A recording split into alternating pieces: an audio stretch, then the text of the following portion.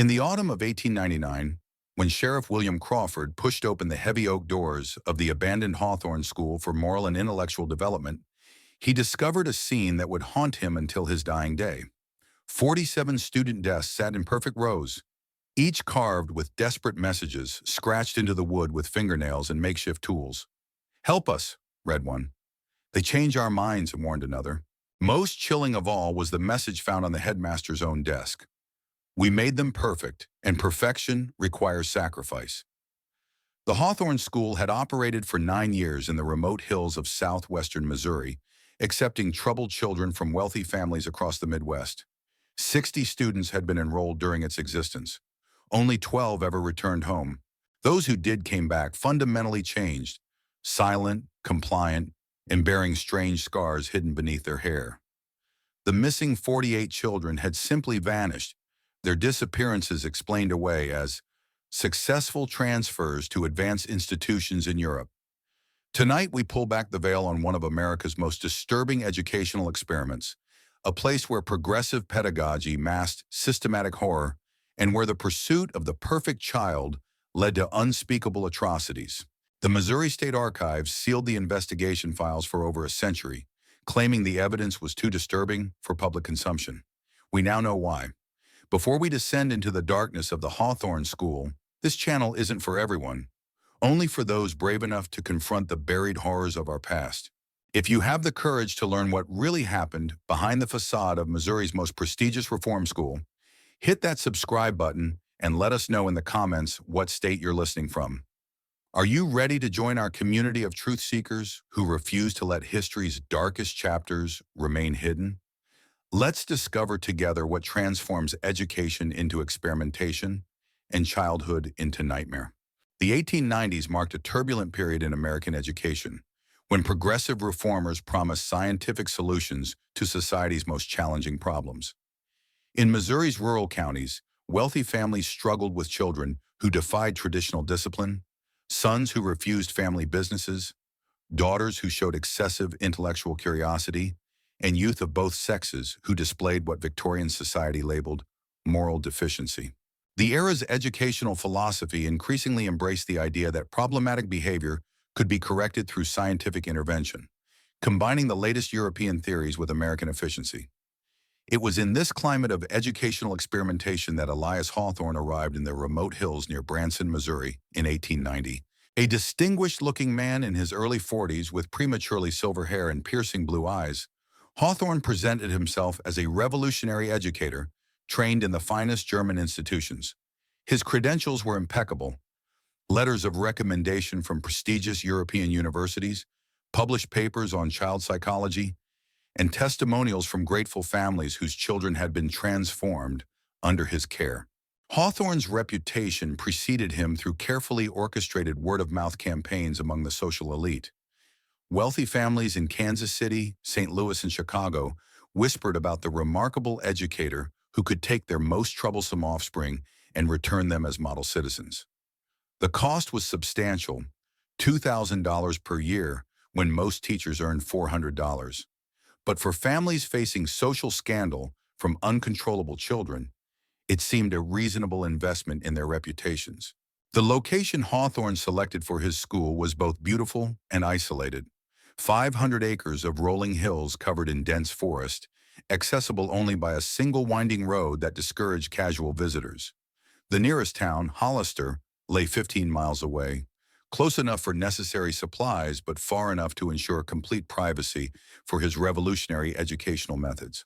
Local residents were told the school would provide much-needed employment and bring distinguished families to the area, generating enthusiasm for the mysterious project. Construction of the school began in spring 1891, with workers imported from St. Louis and Kansas City to ensure confidentiality. The main building rose like a Gothic fortress from the Missouri wilderness, 3 stories of dark stone with narrow windows and imposing towers that suggested both academic seriousness and ominous authority. The architecture deliberately evoked European boarding schools, complete with carved gargoyles and Latin inscriptions that proclaimed the institution's dedication to veritas et disciplina, truth and discipline. But it was the building's interior modifications that would later prove most sinister. The basement had been excavated far deeper than necessary for simple storage, creating a network of rooms with reinforced walls and soundproofing that Hawthorne claimed were essential for intensive study environments. The upper floors featured unusually small windows positioned too high for students to see outside, while the dormitories were equipped with doors that locked from the outside. Precautions Hawthorne explained as necessary to prevent students from harming themselves during the difficult process of behavioral correction. The school's opening in September 1891 was a carefully orchestrated event attended by prominent families from across the region.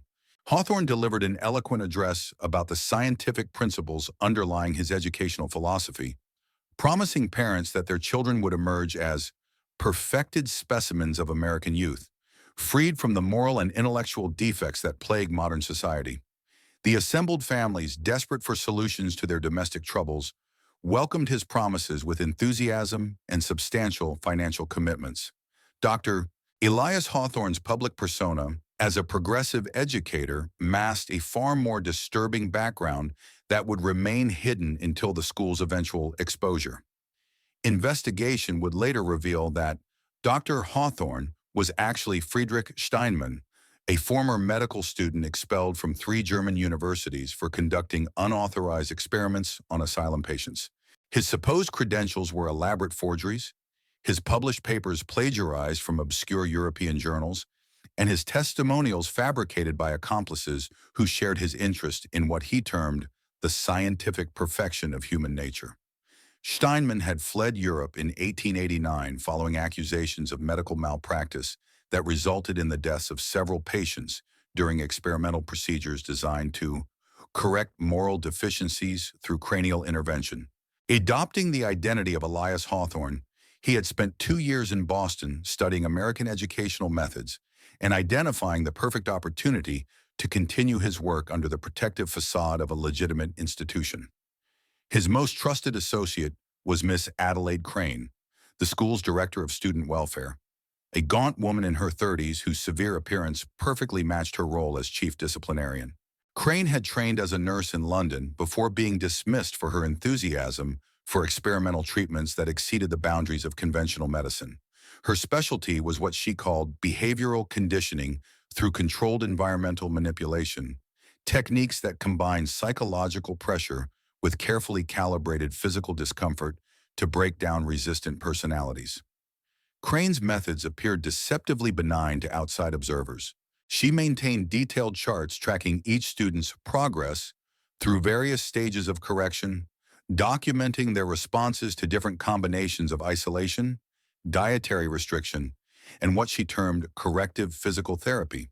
Parents who visited found their children engaged in apparently normal educational activities, reading, writing, mathematical exercises, but failed to notice the mechanical precision with which these tasks were performed or the vacant expressions that had replaced their children's former vitality.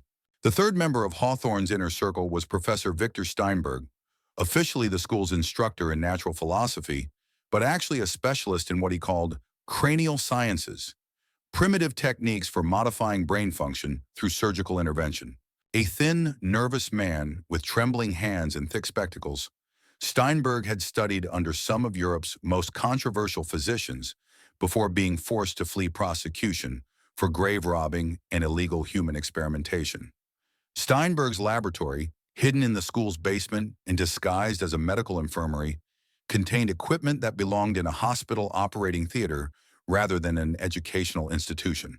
His collection of surgical instruments, imported through carefully concealed channels, included devices specifically designed for cranial procedures that wouldn't be recognized by mainstream medicine for another 2 decades. He maintained detailed anatomical charts and preserved specimens that revealed his obsession with the physical basis of personality and behavior. The 3 collaborators had developed what they termed the Hawthorne method, a systematic approach to personality modification that combines psychological conditioning with increasingly invasive medical procedures. Students progressed through carefully designed stages, beginning with conventional disciplinary measures that gradually escalated to psychological manipulation and eventually to direct surgical intervention in cases deemed resistant to traditional correction. The first stage, termed environmental adjustment, involved strict regimentation designed to eliminate individual preferences and independent thinking. Students followed rigid schedules that allowed no personal choice in activities, meals, or social interaction. Mail from home was heavily censored, with letters rewritten to eliminate emotional content that might interfere with the conditioning process. Families received carefully crafted reports describing their children's excellent progress and remarkable improvement in character, with no mention of the methods being employed to achieve these results. Students who adapted to this regimentation were considered successfully corrected and prepared for return to their families as model children. But those who continued to display independence, creativity, or emotional resistance were advanced to the second stage, intensive reconditioning, where Miss Crane's expertise came into play. This phase involves systematic psychological pressure designed to fragment existing personality structures and rebuild them according to the school's specifications. The most resistant students faced the final stage of the Hawthorne method, Professor Steinberg's cranial correction procedures. These surgical interventions, disguised as medical treatments for various invented conditions, involve deliberate damage to specific brain regions associated with creativity, emotional expression, and independent thinking. The goal was to create perfectly compliant individuals who retain basic intelligence and social skills while losing all capacity for defiance or independent thought. To maintain the facade of legitimacy, the school produced elaborate documentation of its revolutionary educational techniques. Detailed case studies describe the remarkable transformations achieved through their methods, complete with before and after assessments that demonstrated dramatic improvements in obedience, academic performance, and moral character. These reports were distributed to educational conferences and medical societies, establishing Hawthorne's reputation as a pioneer in scientific pedagogy while concealing the true nature of his methods. The first documented evidence of the school's true nature came from Timothy Walsh, a 16-year-old from Kansas City whose wealthy merchant father had sent him to Hawthorne after repeated conflicts over the family business. Timothy's early letters home followed the typical pattern: initial complaints about strict discipline, gradually giving way to mechanical reports of daily activities and academic progress. But hidden within the margins of his final letter, written in barely visible pencil marks, was a desperate message that his parents nearly missed. They have quiet rooms in the basement where children go to forget. I hear screaming at night. If I resist more, I will go there too. Timothy's parents, concerned by the strange tone of his recent correspondence, attempted to visit the school unannounced in spring 1894. They were politely but firmly turned away by Miss Crane, who explained that surprise visits disrupted the delicate process of behavioral correction and could undo months of progress. When they insisted on seeing their son, they were told he was in the infirmary recovering from a minor illness that affected his ability to speak clearly. The brief glimpse they were allowed revealed a pale, thin boy who stared at them without recognition and spoke in halting, mechanical phrases about his gratitude for the school's excellent care. Even more disturbing evidence emerged from the hidden diary of Sarah Chen, discovered in 1987 during renovation of a nearby farmhouse where it had been concealed behind a loose floorboard. Sarah, the 14-year-old daughter of a Chinese-American railroad executive, had been sent to Hawthorne for displaying inappropriate intellectual ambitions that her family feared would make her unmarriageable. Her diary entries, written in a mixture of English and Chinese characters to avoid detection, documented the systematic process by which students' personalities were dismantled. Day 47, she wrote, Mary Kendrick returned from the quiet rooms today. She no longer remembers her sister's name or why she loved to paint. Miss Crane says this is progress, that Mary has been freed from the burdens of excessive emotional attachment. They are teaching us that love is weakness, that curiosity is sickness, that to be perfect is to want nothing beyond what we are told to want. Sarah's entries became increasingly frantic as she realized the true purpose of the school's medical examinations and the significance of the mysterious absences that preceded dramatic personality changes in her fellow students. Her final entry, dated 3 weeks before she too disappeared from all records, revealed her understanding of the horror surrounding her. Professor Steinberg has been asking questions about the shape of my skull. He measures it with strange instruments and makes marks on charts. I have seen the children who return from his treatments. They smile when told to smile, cry when told to cry, but nothing lives behind their eyes anymore. The pattern of parental concern and institutional deflection repeated itself throughout the school's existence. But none was more determined than Dr. Margaret Morrison, a physician from St. Louis whose nephew had been sent to Hawthorne after showing inappropriate interest in medical texts. Dr. Morrison's medical training allowed her to recognize symptoms that other parents missed: the mechanical speech patterns, the absence of emotional responses, and most tellingly, the small scars hidden beneath her nephew's hair that suggested surgical intervention. When Dr. Morrison demanded a full medical examination of her nephew, the school's administrators claimed this would violate their treatment protocols and potentially traumatize the boy by undermining his trust in the institution's authority. Legal threats followed swiftly, with the school's attorneys arguing that Dr. Morrison's interference constituted educational malpractice and threatened the delicate progress achieved through months of scientific intervention. Faced with a prolonged legal battle and the school's threats to expel her nephew without completing his treatment, Dr. Morrison was forced to withdraw her objections.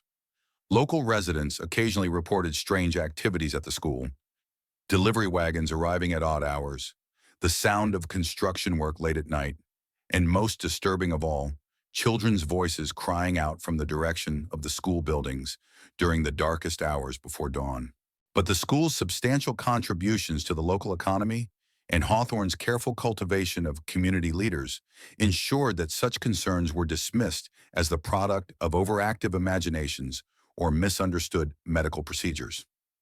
The systematic silencing of parental concerns reached its peak in 1897, when 3 families simultaneously attempted to remove their children from the school after coordinating their observations of disturbing changes in their offspring's behavior.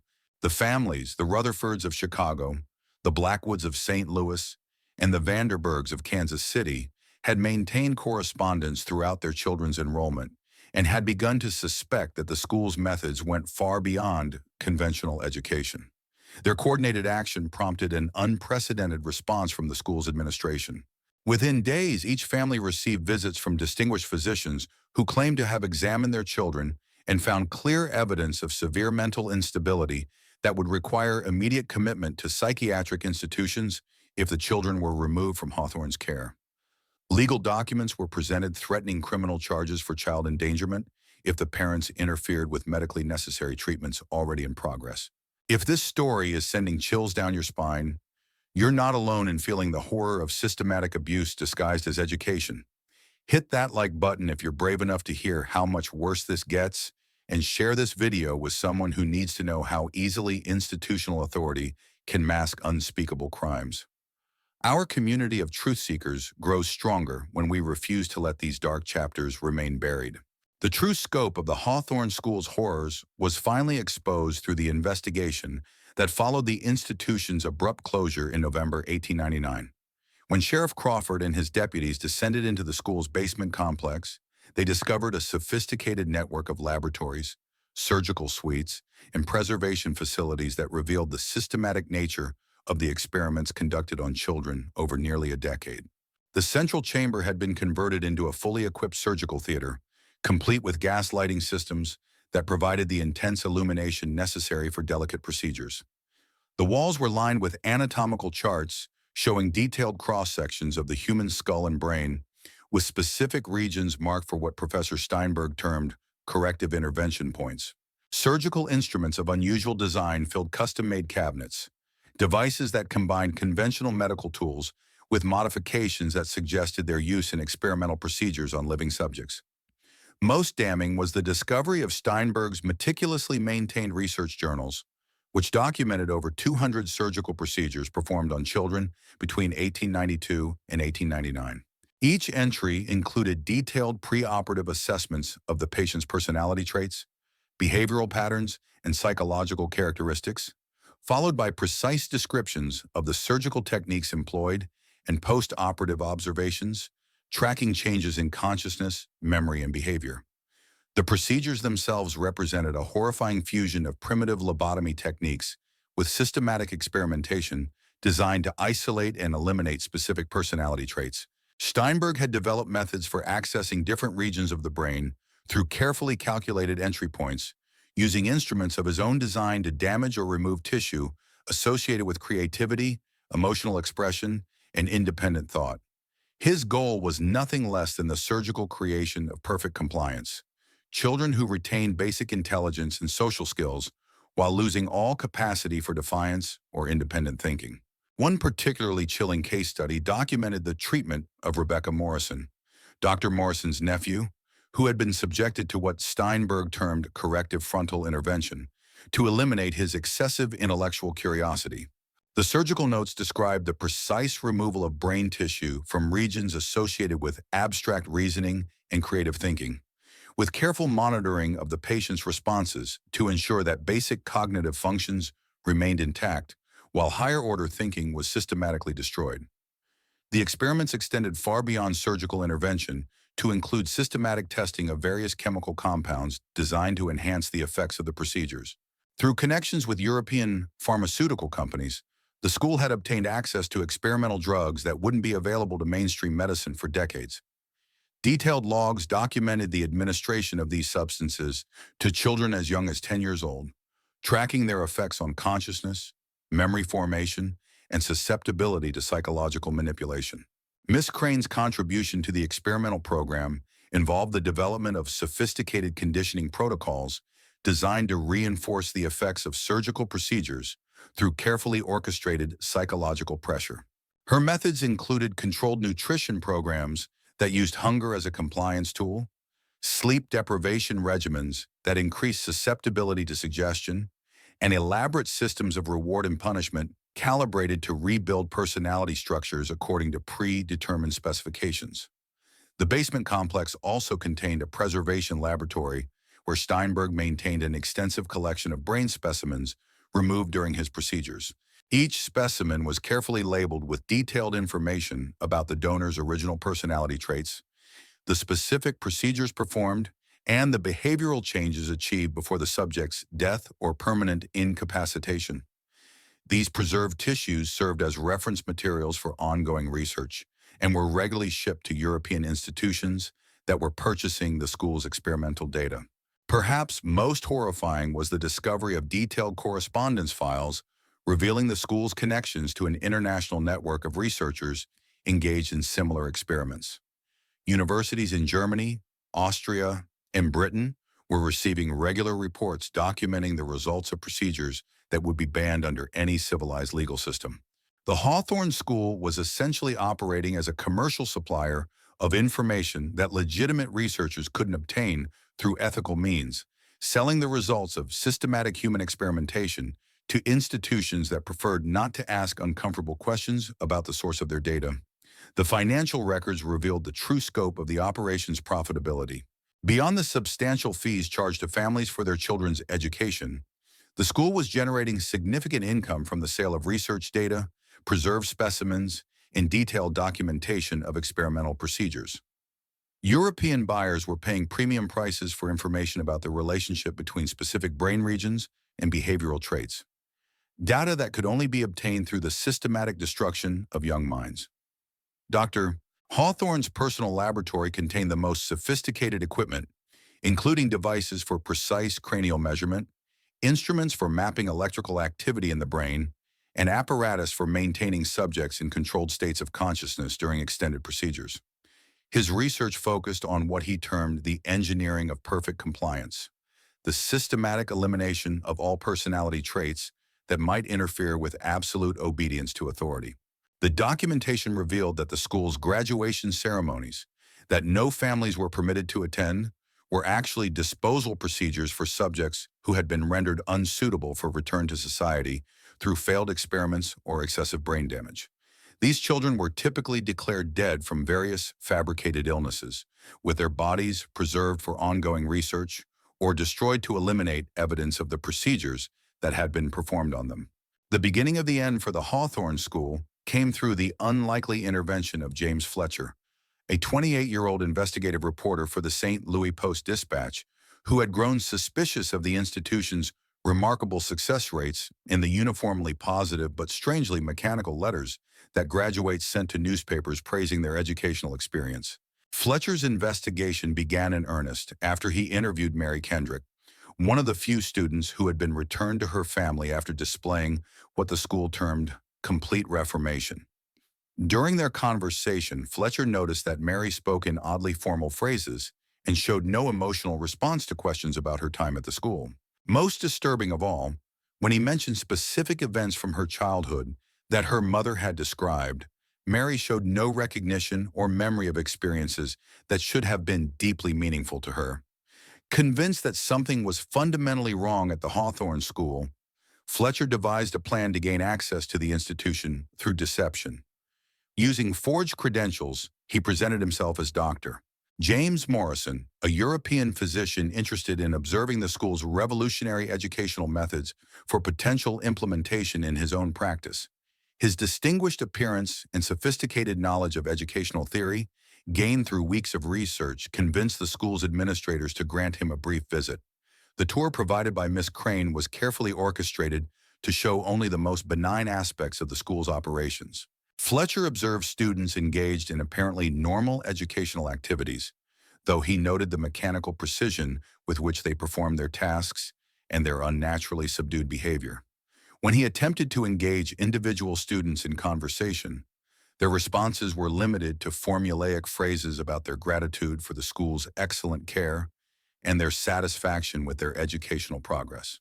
It was during the third night of his visit that Fletcher made the discovery that would bring down the entire operation. Unable to sleep due to strange sounds emanating from somewhere below his guest quarters, he began exploring the school's corridors and eventually discovered a concealed stairway leading to the basement levels. What he found there exceeded his worst suspicions: a fully equipped surgical facility where 3 children were being subjected to procedures that bore no resemblance to any legitimate medical treatment. Fletcher watched in horror as Professor Steinberg performed what could only be described as deliberate brain surgery on a conscious 12-year-old girl, methodically destroying tissue while monitoring the child's responses to various stimuli. The clinical detachment with which this torture was conducted, complete with detailed note-taking and casual conversation between the perpetrators, made the scene even more nightmarish than if it had been driven by obvious sadism. Recognizing that he was witnessing systematic human experimentation rather than educational innovation, Fletcher managed to gather documentary evidence of the school's true activities before making his escape. His detailed exposé, published in the St. Louis Post-Dispatch on November 15, 1899, sent shockwaves throughout the Midwest and prompted immediate investigation by federal authorities.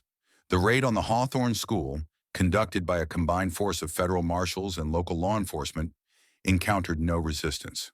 The school's administrators had fled during the night, taking with them most of their portable equipment and documentation.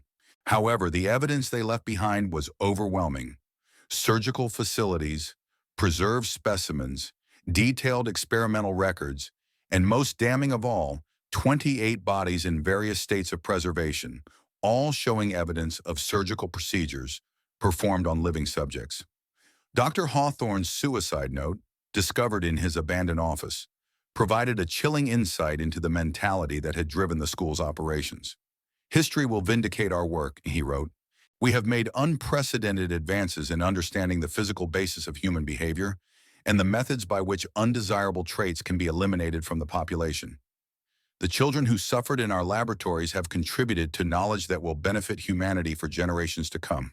The investigation into the Hawthorne School's crimes became one of the most extensive federal inquiries of the 19th century, involving multiple agencies and international cooperation with European authorities.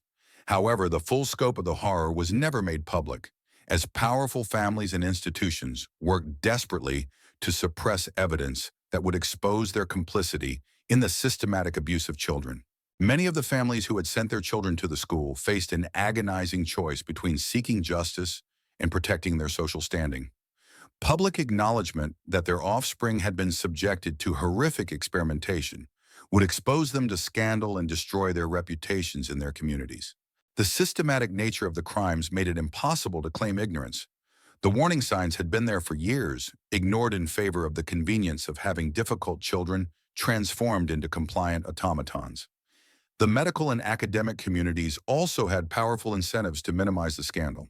Several prestigious universities had unknowingly incorporated the Hawthorne research into their curricula, teaching surgical techniques and psychological theories that were based on systematic human experimentation. The revelation that their medical knowledge was founded on such horrific crimes would undermine public trust in legitimate scientific research and potentially destroy careers built on tainted information. Federal investigators discovered that the network of complicity extended far beyond the school itself.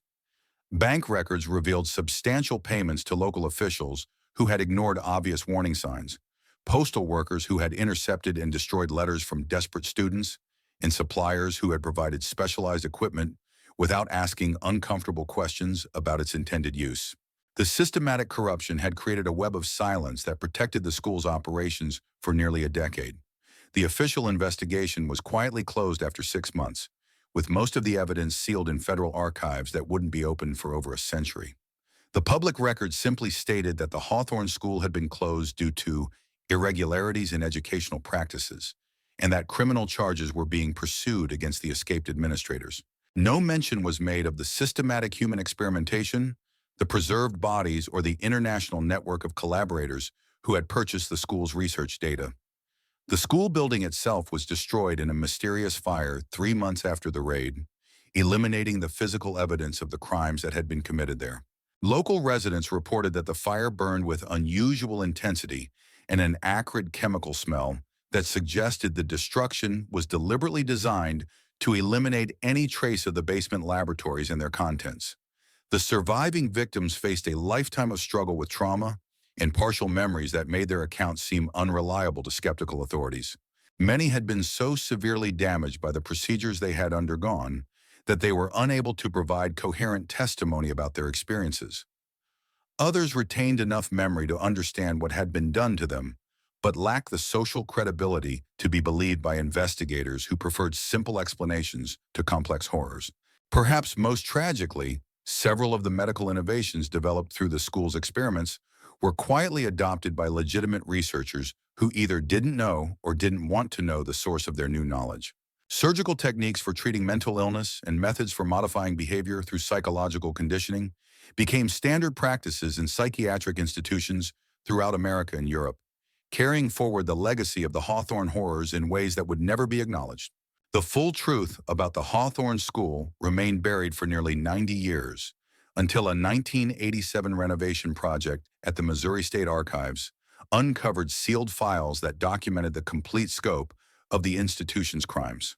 The discovery of over 3,000 pages of investigative reports, medical records, and correspondence revealed details that even the original investigators had found too disturbing to make public. Modern analysis of Professor Steinberg's surgical techniques showed that his methods anticipated lobotomy procedures that wouldn't be officially recognized by mainstream medicine until the 1930s. His systematic approach to personality modification through brain surgery represented a horrifying preview of psychiatric practices that would later be employed in mental institutions throughout the world, often on patients who had committed no crime beyond failing to conform to social expectations. The international correspondence files revealed connections to research programs that would eventually contribute to some of the 20th century's most notorious medical atrocities. The European institutions that had purchased the school's experimental data later became involved in eugenic programs and wartime medical experiments that followed the same pattern of systematic dehumanization disguised as scientific progress.